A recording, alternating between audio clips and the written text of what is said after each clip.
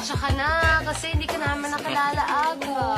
Alam mo, Kasi you're so guwapo. You're like artista, you know. marami nga nagsasabi sa akin ng gano'n. Kamukha ko raw si Piolo. Ew! Baka si Piolo Ascal. Baka naman, epekto ng mga suntok sa hula mo yan.